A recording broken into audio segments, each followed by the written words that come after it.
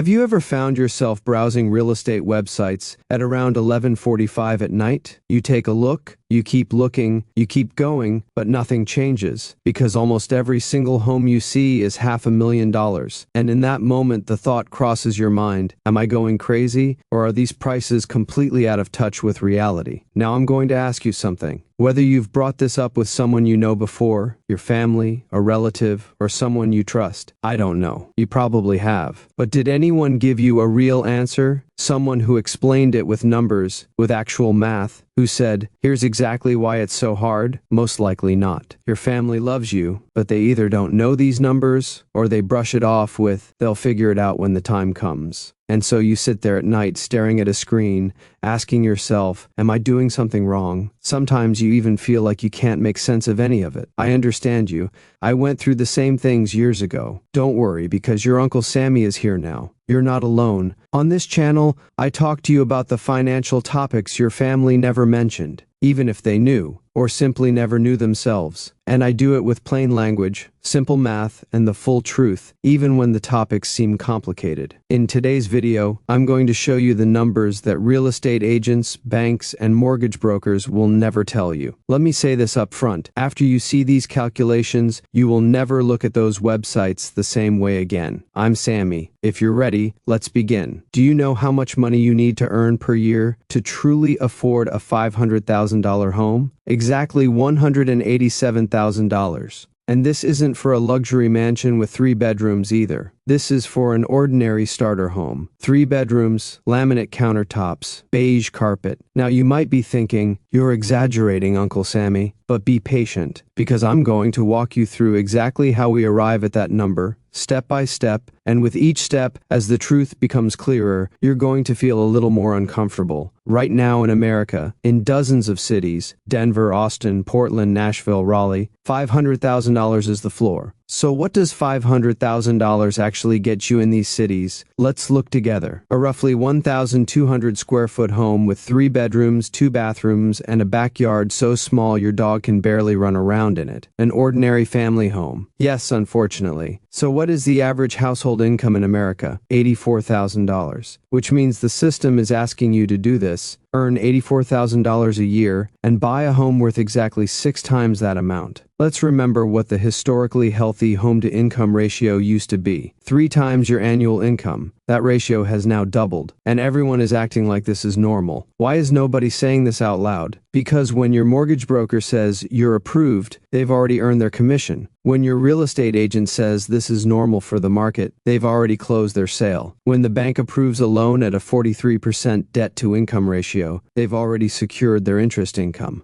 Nobody in this process has a sensible reason to tell you you're going to be financially suffocated. But I do, and I'm now going to show you the real math, starting from the most painful part of this system. And once you see these numbers, you'll understand one thing. The problem is not you. The down payment, the truth, nobody tells you. The classic rule is 20% down. On a $500,000 home, do you know what that means? $100,000 cash. That's right, you heard correctly. $100,000. How much does the average American have in their savings account? $8,000. So you're not a little short. You are $92,000 short. Okay, Uncle Sammy, I'll save up, you might be saying. Let's calculate it together. Let's say you're earning $84,000 and you're saving 10% of your gross income, a sacrifice that almost nobody actually makes. That's $8,400 a year. So how many years will it take you to reach $100,000? 12 years. And that's assuming home prices don't increase at all during that time. Unfortunately, they won't stay still. They will go up.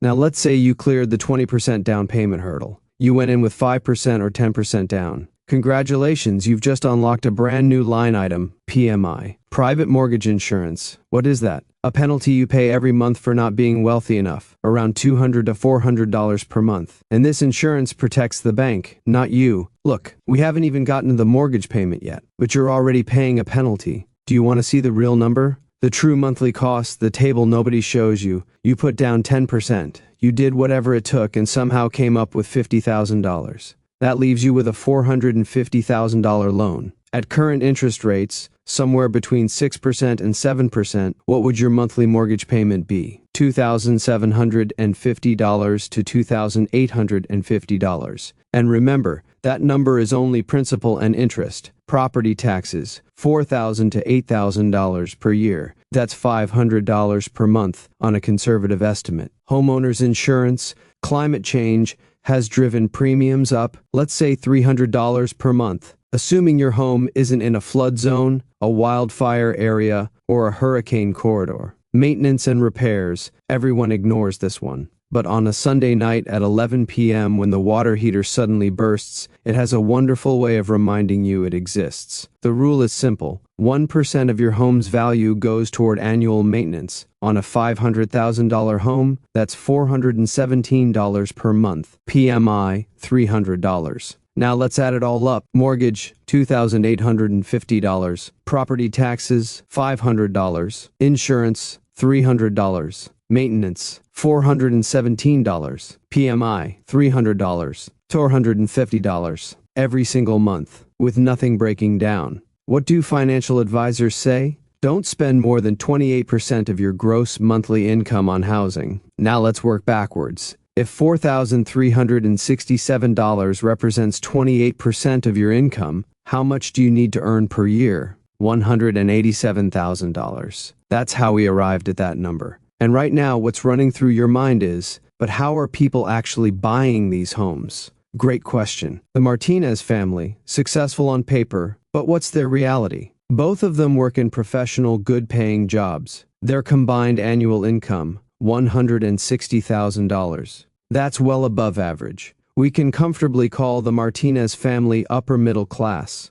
Surely this family can afford that home, right? Let's look together. They have $160,000 in gross income. But then the taxman shows up. Federal taxes, state taxes, Social Security, a modest retirement contribution. Their remaining monthly net income, $9,500. That's the real money in their hands after all the deductions. Subtract $4,367 in housing costs, and you're left with $5,133. Add 2 car payments, $800. Insurance for those 2 cars, $250. Gas, $300. Student loan payments, $600. Health insurance premiums, $400. Groceries, $800. Utilities, $450. And then, what's left? $1,533. No clothing, no entertainment, no kids' activities, no car repairs, no medical expenses, no savings budget, not even an emergency fund or retirement contributions. This family is spending 46% of their net income on housing, nearly half, and these people aren't irresponsible. They're not buying jet skis or flying to Europe. They're simply trying to live in a home that the market presents as normal. Do you know what this feels like in daily life? Let me show you that too. It means opening your banking app to check your balance before going grocery shopping. It means not being able to pay $35 for your child's school field trip. It means lying awake at 2 a.m. when the check engine light comes on, calculating whether you can afford new tires or make this month's payment. Now think about this. That's the picture for a family earning $160,000. What about a family earning $120,000? Or $84,000? The average American family? The numbers don't add up, do they? They can't. They never will. And nobody is telling you this. Let's pause for just a moment. If this video is helpful to you, and you want to keep learning about the things your family never told you, don't forget to subscribe to my channel. Every week, I put together videos exactly like this one. Complex financial topics, broken down without jargon, with real numbers and real detail. Subscribing is free, but what you'll learn is priceless. Subscribe and don't miss the next one. Let's pick up where we left off, because we've just arrived at the most important and most insidious part. Why doesn't the system care about you? The housing market doesn't care about these numbers. Sellers are listing homes at $500,000 because your neighbor's home sold for that price. Banks are approving loans because technically the loan won't default tomorrow. Real estate agents are encouraging you because their commission depends on closing the deal. Once you sign the papers and move your furniture in, you're already trapped. Just 6 months after moving in, you can't simply say, "This was a mistake," and walk away. Your credit score gets destroyed, you lose your down payment, People who are stuck in homes they can't afford keep showing up to jobs they hate because they can't afford to lose the income. And day after day they think, I thought I was living the American dream, so why am I this stressed? Home prices have risen 400% since 1990. Average household income rose 180% over the same period. The numbers don't add up, but we keep acting as though everything is normal. Let's say you bought the home. You made the first payment, no problem, the second one too. Maybe you slowly stopped eating out as much as you used to, canceled your gym membership. Fourth month, your car's brakes go out, $800. You put it on the credit card. Seventh month, the air conditioner breaks, $3,500. You don't have the cash, so you put it on a payment plan. Ninth month, your spouse's hours get cut and you lose $600 a month in income. The emergency fund was never built in the first place, but technically, you're a homeowner. Except you can't live comfortably, you can't maintain the home, you can't enjoy it. Every unexpected expense turns into a crisis. And here's the most twisted part, we have completely normalized this.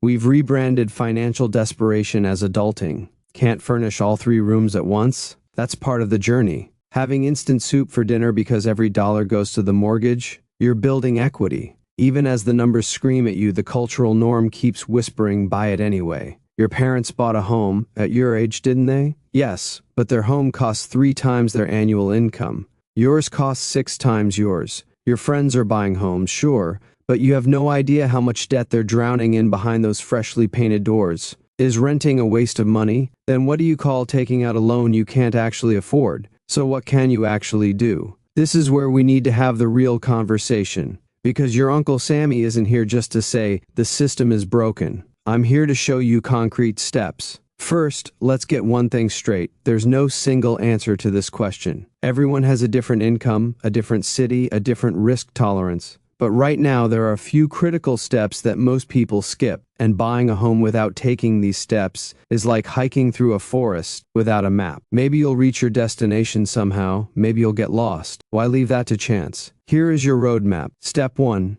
Calculate your real budget, yours, not the bank's. Your bank tells you how much it will lend you, but the bank doesn't care about your grocery bill, your child's dental work, your car maintenance, or the one vacation you take each year. The bank only looks at whether you'll default on your debt. Whether you can actually live comfortably is of no concern to the bank whatsoever. Uncle Sammy's rule, your monthly housing costs should not exceed 28% of your net income. Note, I said net income, don't mix it up with gross. The real money that hits your account after taxes. Most calculators work off gross income and mislead you. Take your net income and multiply it by 0.28%. That number is the maximum you can allocate toward housing costs. For example, let's say your monthly net income is $6,000. The maximum you can put toward housing is $1,680. Mortgage, taxes, insurance, maintenance, PMI, all of it has to fit inside that number. Now calculate what home price that corresponds to. Chances are, the number will be nowhere near $500,000.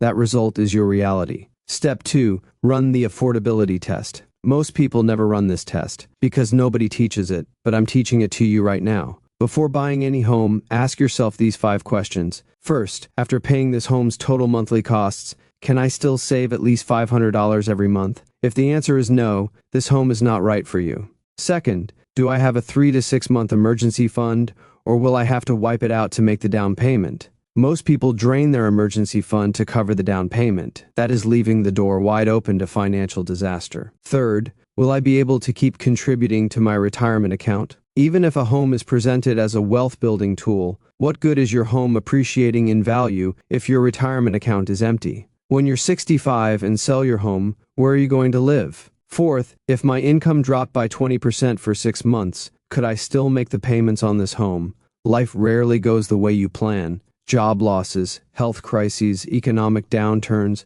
they knock on your door when you least expect them. If your answer to this question is no, it means you're at real risk of losing your home in a crisis, and that risk is very serious. Fifth, if I put the money I'd spend on this home into an investment account instead, what happens in 10 years? Don't misunderstand. This question isn't meant to talk you out of buying, it's meant to help you see the real cost. Sometimes renting and investing builds wealth faster than buying a home. If the numbers say so, trust the numbers. Step 3. You don't have to play the $500,000 game. Even if the market shows you a price tag of $500,000, you can play this game differently. Option 1. Look at more affordable markets. There are still cities in America where you can find a home you can genuinely afford on $84,000 a year. Certain cities in the Midwest, certain markets in the South. Yes, maybe it's not the city you dreamed of, but financial freedom is worth more than your zip code. Option 2. Start smaller.